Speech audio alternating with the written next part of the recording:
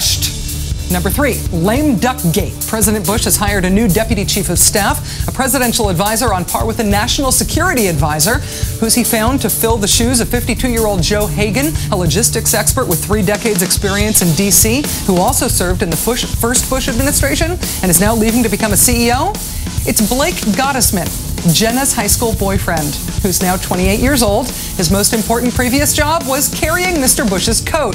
Literally, he was the kid who physically carried the president's coat. He also occasionally carried Barney, the famously ill-tempered Bush family dog. Now that kid is deputy chief of staff. Sleep easy, America. Number 2, small government gate. The next time you hear Karl Rove or some other media haircut refer to America as a center-right nation, a country that thinks government is a problem and not the solution to any problem, we here at Countdown invite you to cite a new Time magazine Rockefeller Foundation poll. Turns out Americans have high expectations and high hopes for what government can do for our country. More than 2/3 of Americans want the government to improve childcare and paid family leave. More than 3/4 of Americans want the government to expand access to quality health care.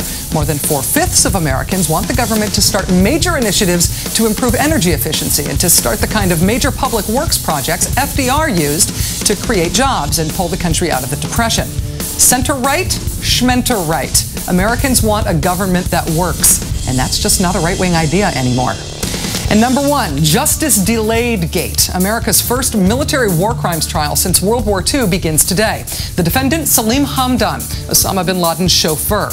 In that small windowless courtroom in Cuba today, the ideals of American justice that are on display for the world to know? The rules of the court give deference to the prosecution. The jury is all military officers. Only 2/3 have to vote for conviction. That's considered a hung jury in a non-kangaroo court. Hearsay is admissible, and if Hamdan somehow is found not guilty of all charges, he'll stay locked up at Gitmo anyway. For we must consider that we shall be as a city upon a hill. The eyes of all people are upon us.